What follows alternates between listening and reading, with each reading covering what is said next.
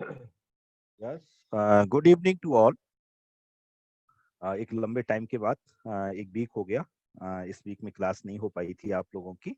मैं एक वर्कशॉप में था एक्चुअली, इस वजह से। तो हम लोगों का good evening to all.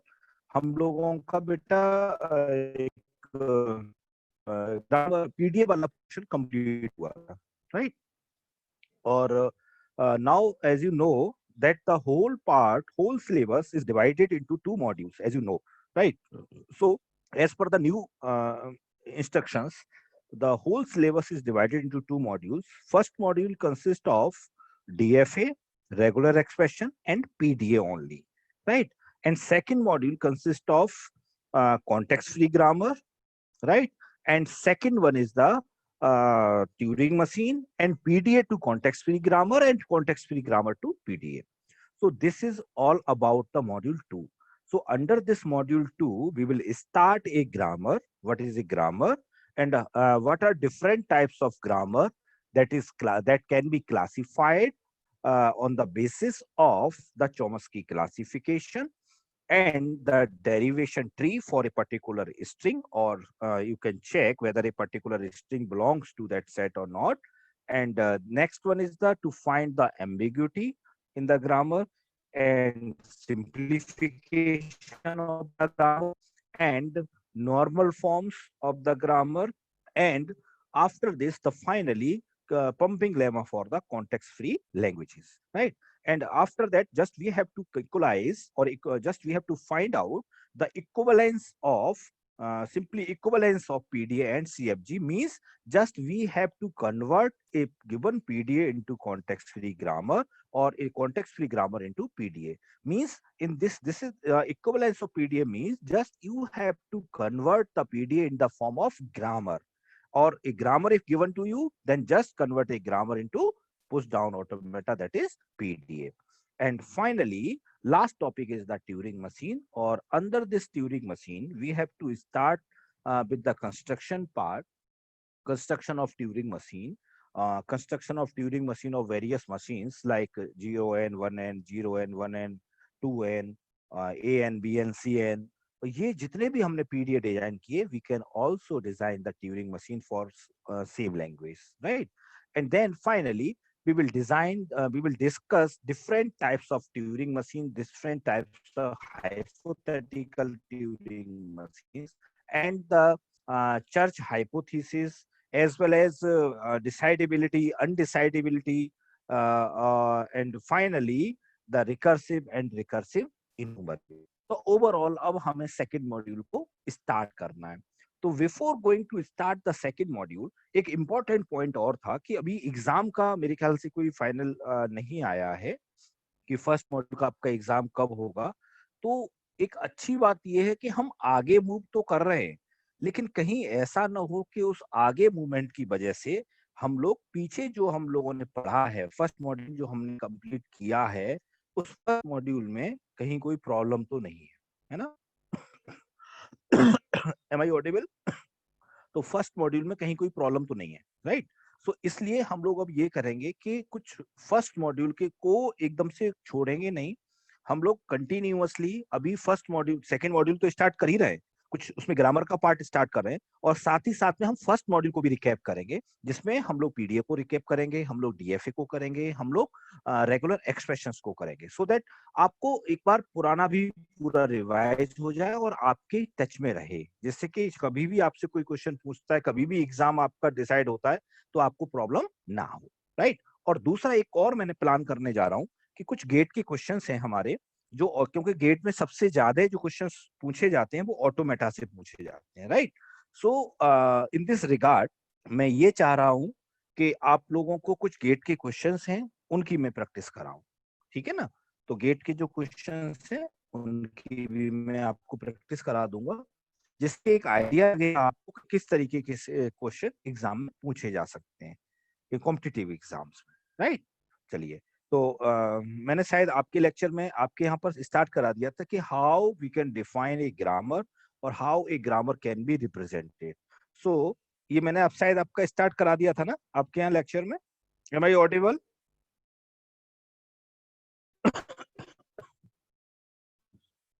Very good बेटा, very good, thank you Nandini, good, very good Riya, Simran, Roshni.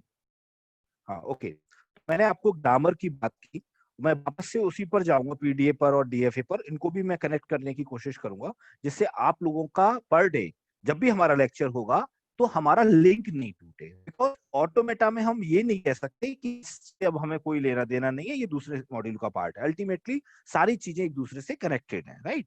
So how can be define a grammar? So simply means is the grammar can be defined by using four tuples, or grammar can be defined as the collection of four tuples, right?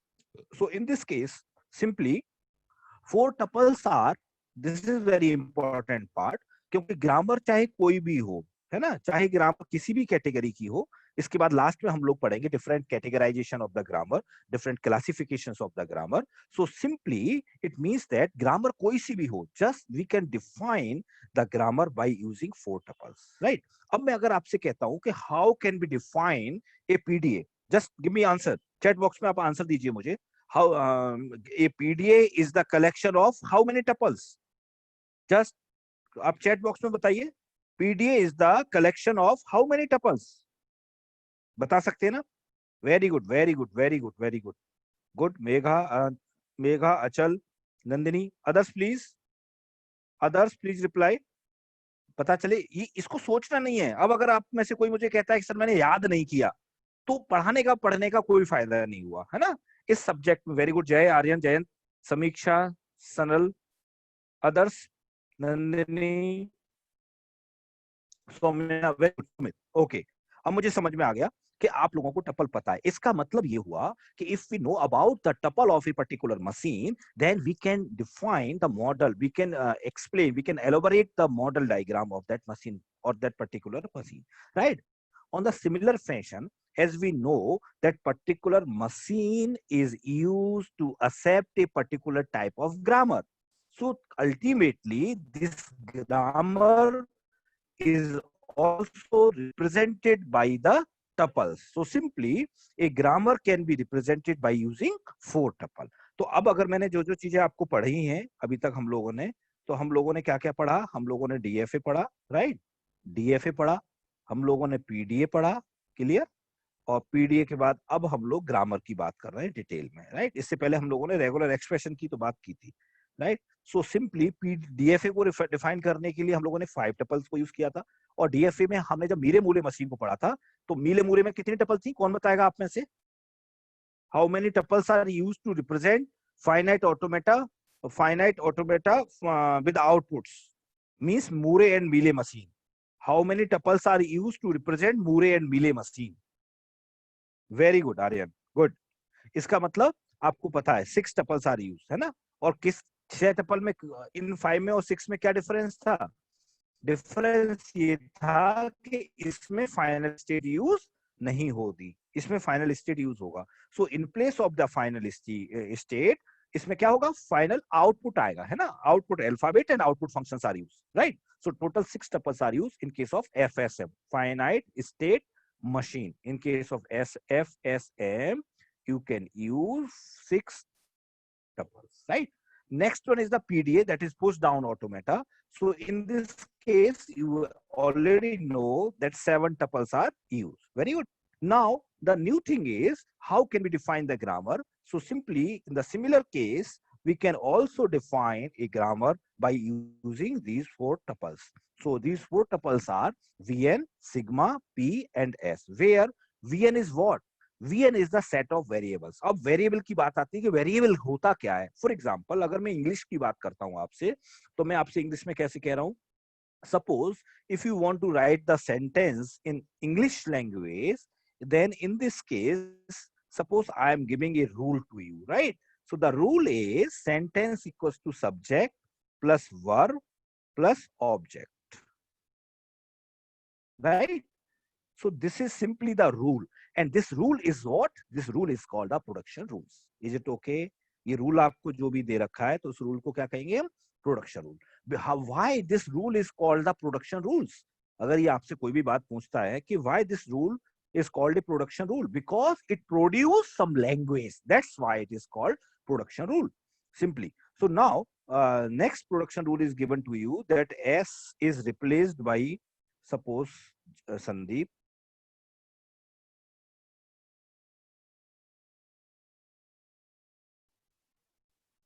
right?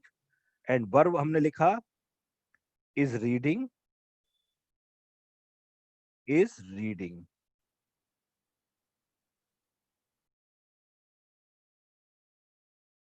Sandeep is reading, and object is, the object is verb, right?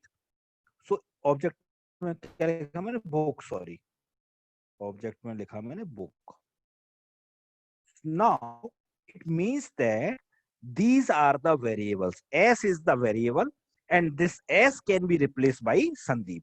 But Sandeep cannot be replaced by S, or Sandeep cannot be replaced by any other terminal. So that means this Sandeep is what? This Sandeep is the terminal, because S क्या क्या हुआ? S is terminated by Sandeep. S से क्या कर सकते हो आप? S से आप Sandeep लिख सकते हो. Means in place of S you can put the value Sandeep. And what is the role of this Sandeep? This Sandeep, role of this Sandeep is as a terminator, right? Simply in place of V, you can write here is reading. In place of O, you can write a book, simply. So it means that this is the rule that is used to represent a sentence, or ultimately the sentence will belongs to a grammar or belongs to a language, right?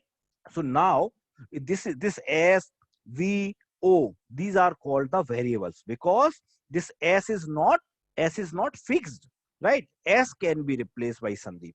अब हम एक काम और भी कर सकते हैं, हम ऐसे भी लिख सकते हैं संदीप एंड और ऑब्लिक हरी. इसका मतलब क्या हुआ? In place of S we can replace Sandeep और we can replace by Hari. This is clear? So it means that when we put the value of S here, then you will get Sandeep.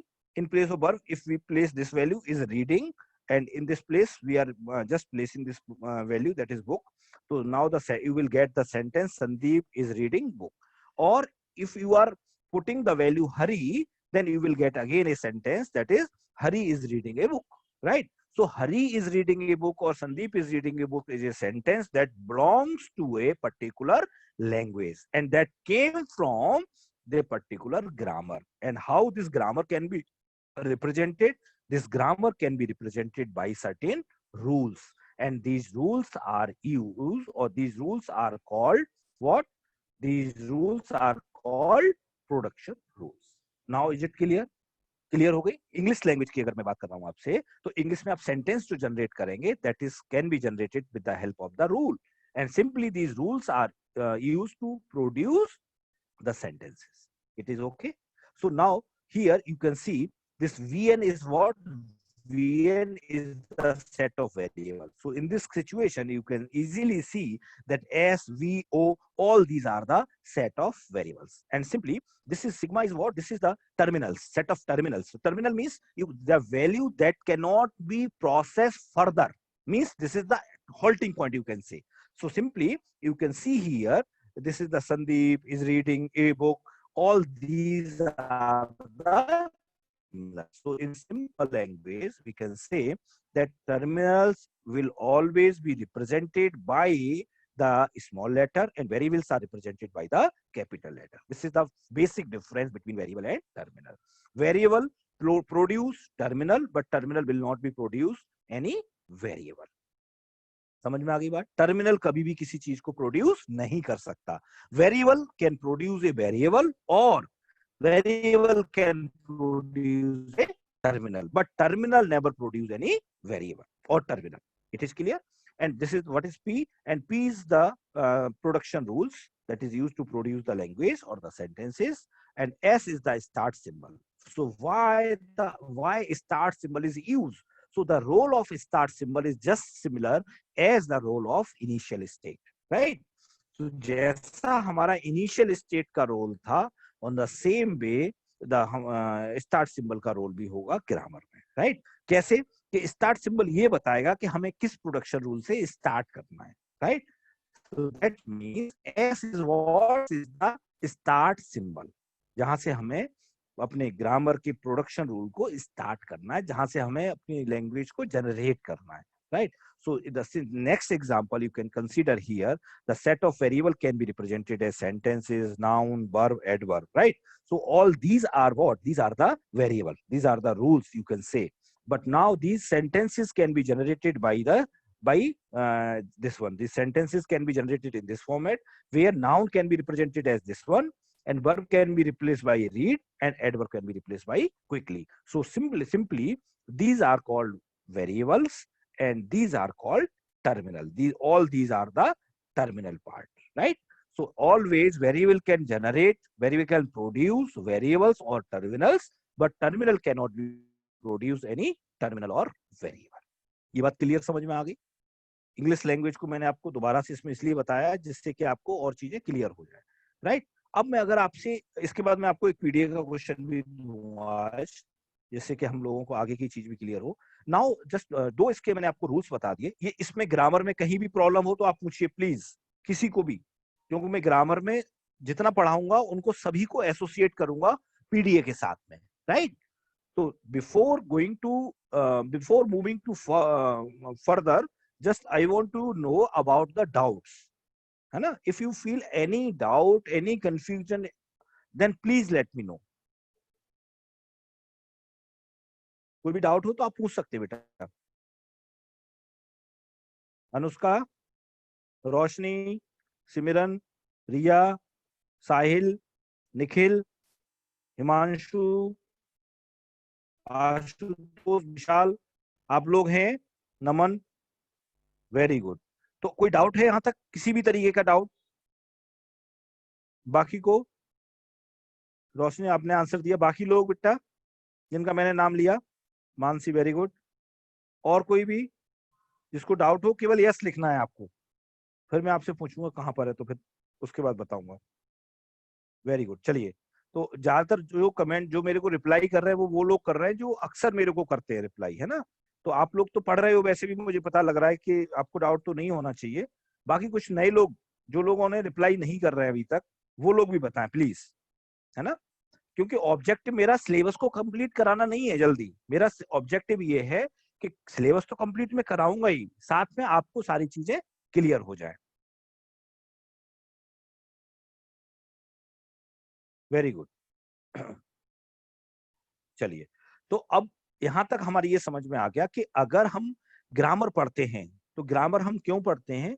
So that we can generate the sentence, और that sentence belongs to a language, right? और हर language की अपनी एक grammar होती है ना? तो इसको हम उल्टा क्या कह सकते हैं कि हर ग्रामर, जो भी हम ग्रामर बनाएंगे, grammar is what? Grammar is the set of rules. और तो हम उस रूल के अकॉर्डिंग हम क्या रखेंगे? वेरिएबल्स और टर्मिनल्स को यूज करेंगे. Then we will find a language, and that language always follow that grammar, right? So it is clear to all. यहां तक सबको क्लियर हो गई बात? Very good. अब हम लोग आगे मूव करते हैं. There are basically two rules. Suppose ऐसा एक कोई रूल लिखा हुआ है, suppose this is the production rule that A can be replaced by BC. A to BC is there. It means that simply is this A can be replaced by BC. मैं जैसा मैंने अभी आपको बताया था कि एक कोई वेरिएबल है that can be replaced by other variable और बाय टर्मिनल. जो वेरिएबल है वो वेरिएबल को प्रोड्यूस कर सकता है और टर्मिनल को प्रोड्यूस कर सकता है, but a terminal will never produce a variable. This is not possible. इस तरीके किसी भी तरीके का ना ये ना ये. This is not possible. This is possible. So in this situation, if A is replaced by BC, then it is not necessary that this BC is replaced by A. इसका मतलब कभी भी ऐसा नहीं होगा, रिवर्स सब्स्टिट्यूशन नहीं होगा. If A to BC is given to you, that means A can be replaced by BC only, right? Now, next thing is, suppose A to BC is given to you, that it is not be assumed that BC to A must be there. ऐसा जरूरी नहीं है BC to A भी होगा एक production. Suppose A to B is any production in your given grammar, it means that A can be replaced by B. So it is not necessary that B to A must be there. It is not necessary there. So these are two basic rules of the grammar that can be considered as the validation rules. If S is to BC is any given production, that means we can replace S by BC, but cannot replace BC by S. Means reverse substitution is not possible. Second one is S to BC is given production, then it is not necessary that BC to S is a production. So no inverse operation is permitted. If you feel any confusion and doubt, then please let me know. ठीक है, अब हम लोग, ये मैंने बताना इसलिए जरूरी था कि हम लोगों को एक वीक का गैप हुआ, तो कई लोग आउट ऑफ टच थे, है ना, और कई लोगों ने क्लास नहीं ली, तो अभी आप लोग नहीं पढ़ पाए थे, तो इस वजह से मैंने इसको डिटेल में बताया, जिससे कि अब आप लोग इसको कंटिन्यूएशन में रखें, राइट। अब मैं आपको एक क्वेश्चन पढ़ने बताने की कोशिश कर रहा हूं। Now you have to design a PDA for, just a minute, validation rule बेटा आर्यन ये हैं जो मैंने अभी बताया था कि एस टू बीसी, आपने भी क्वेश्चन पूछा है कि सर वैलिडेशन रूल एक बार और बता दो। इसका मतलब है एस टू बीसी, जो मैंने अभी आपको समझाया था कि एस टू बीसी अगर आपको कोई भी प्रोडक्शन रूल दे रखा है, राइट, इसका मतलब बेटा ये है कि एस की जगह पर मैं क्या रख सकता हूं, एस को रिप्लेस कर सकता हूं किससे, बीसी से। बट ऐसा नहीं होगा कि बीसी को, जहां भी मुझे बीसी मिल रहा है उसकी जगह मैं क्या लिख सकता हूं, एस, ऐसा पॉसिबल नहीं है, मतलब रिवर्स सब्स्टिट्यूशन नहीं होगा। अगर आपको दे रखा है S to BC, it means S can be replace by BC only, है ना। कभी भी ऐसा नहीं होगा आप सोचे कि एस टू बीसी है तो बीसी टू बी एस है, इट इज नॉट देयर। और दूसरी बात भी बिल्कुल सिमिलर टाइप की है कि एस टू बीसी अगर कोई प्रोडक्शन दे रखा है, ऐसा तो जरूरी नहीं है कि आपको बीसी टू एस भी दिया जाए, या आप मान लें अपने आप से कि एस बीसी के बराबर है तो बीसी भी एस के बराबर होगा। इस तरह से कोई भी रूल आप अपनी तरह से नहीं मानेंगे। अब समझ में आ गया बेटा, क्लियर हो गया बेटा, very good Aryan, thank you. तो these are called the validation rules. Now I want to I would like to give a question for the PDA construction. Just design a PDA for A to N BN. ये कराया है नहीं कराया मैंने, where N is greater than equals to 1. Construct a PDA. इसको first module के बाद space रखना, उसके बाद ये ग्रामर स्टार्ट करना आप लोग, ठीक है बेटा। इससे क्या होगा कि हम लोग अभी जो क्वेश्चन डिस्कस करेंगे फर्स्ट मॉड्यूल, ऐसा नहीं है कि कॉन्टेक्स्ट फ्री ग्रामर और पीडीए साथ चलेगा हमेशा, ठीक है ना। तो इस बार सिलेबस को 2 मोड में कन्वर्ट किया, इसलिए ऐसा हुआ है। तो आपको ये ध्यान रखना है कि किस तरीके से हम लोगों को क्वेश्चन सॉल्व करने हैं, right. So just design a PDA for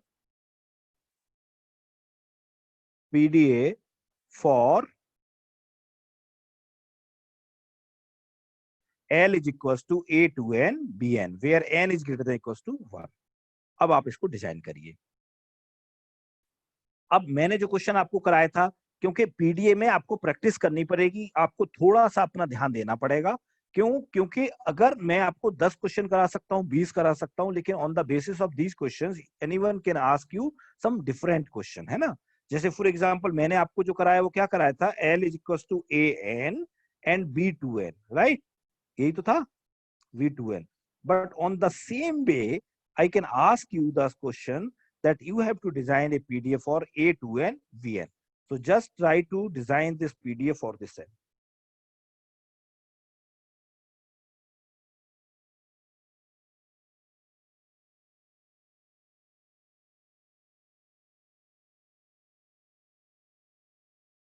design करिए इसका पीडीएफ फटाफट। मुझे आप चैट बॉक्स में बता सकते हो मुझे, है ना, पर्सनल में डाल के मुझे बता सकते हो कि आप क्या लॉजिक यूज कर रहे हो। जैसे मैंने आपको इसका लॉजिक क्या बताया था कि जो भी ए आ रहा है, जस्ट मैं क्या करना चाह रहा हूँ कि जो भी ए आया मैं पीडीए में स्टोर कर दिया डबल। एक ए आया तो मैंने डबल करा, ठीक है, 2 आ गए तो इसमें स्टोर कितने हो गए, 4, राइट। और हमें क्या पता है बी डबल आना ही आना है, तो ऑटोमेटिकली क्या हुआ, कैंसिल आउट कर दिया। ये तो लॉजिक था।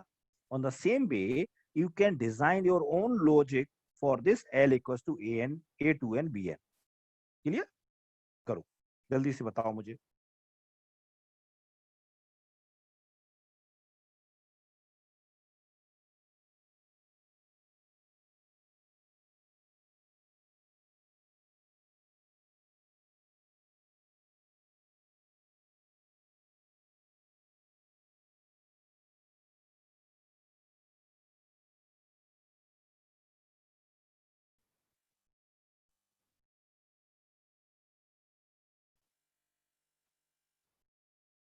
किस किस का हुआ,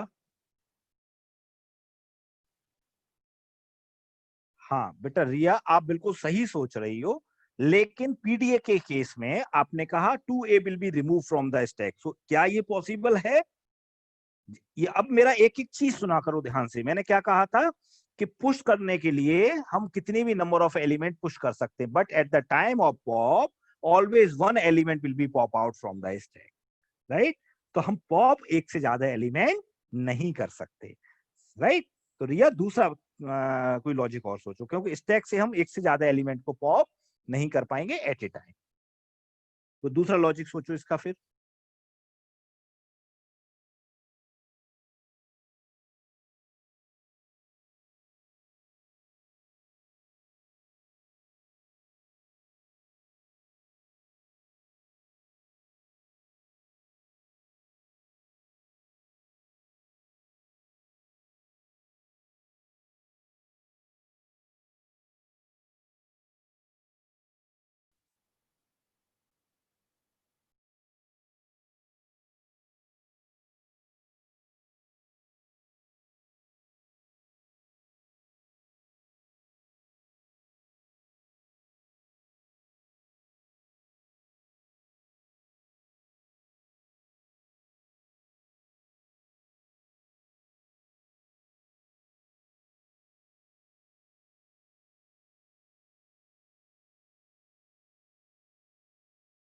किस किसका हुआ? मुझे लॉजिक आप भेज सकते हो बेटा।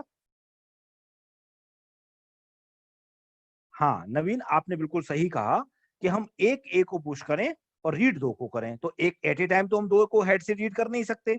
तो इसका मतलब या तो हम ये कहें कि हम एक ए को रीड करें और उसको स्टैक में नहीं डालें, दूसरा ए मिले तब हम एक ए को स्टैक में डालें, राइट? तो उसके लिए आपको डिजाइन करना पड़ेगा, है ना? लॉजिक सही है, लॉजिक रिया आपका भी सही है, but practically it is not possible that you can push you pop out two elements, right? So इसलिए ये गलत हो रहा है। तो आपका सही है, अब इसको थोड़ा दूसरी तरीके से सोचना है रिया आपको, राइट?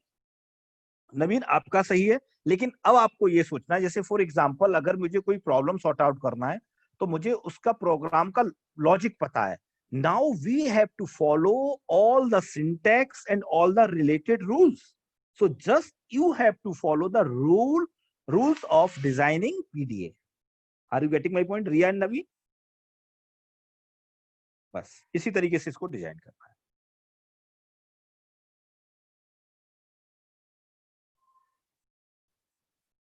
तो अब हम लोग आगे बढ़ेंगे धीरे धीरे, और उसी के साथ में हम लोग पीछे का भी इसको कवर करते जाएंगे, रिकैप करते जाएंगे, सो जिससे कि आप लोग भूलेंगे नहीं। और मैं कोशिश करूंगा गेट के जो हमारे क्वेश्चंस हैं इस सब्जेक्ट के, और जितना हम लोग पोर्शन पढ़ चुके हैं, जितने टॉपिक हम लोग डिस्कस कर चुके हैं, हम उनको आपके साथ डिस्कस करें, राइट? तो और क्विज के लिए आप कभी भी तैयार रहें, कल भी हो सकता है क्विज हो जाए, और या नेक्स्ट लेक्चर में हो जाए। आप कभी भी ऐसा ना सोचें कि क्विज के लिए अलग से कोई नोटिफिकेशन आएगा, हम किसी भी दिन क्विज करा सकते हैं। तो अब आप लोग ये मेंटली प्रिपेयर्ड रखिए कि आप किसी भी दिन क्विज हो सकती है ना? तो क्विज में एक अच्छी तरह अच्छा लेवल का, अभी तक मैंने जो क्विज लेता था मैं आपको, तो वो क्विज थी जो हम लोगों ने क्लास में पढ़ा उसके बेसिस पर। But now onwards we can design, we can you know arrange a quiz on the basis of gate exams, right? तो क्वेश्चंस की थोड़ी हम डेप्थ बढ़ाएंगे, तो अब आप लोगों को इसके साथ पढ़ना भी पड़ेगा, ठीक है? तो जितना हम लोगों ने टॉपिक कंप्लीट किया है, हम उसी टॉपिक में हम लोग थोड़ा डेप्थ में क्वेश्चंस करेंगे। क्लियर? चलिए इसको कंप्लीट करो, फिर कल हम लोग इसको आगे डिस्कस करें। Thank you for attending the class, thank you so much.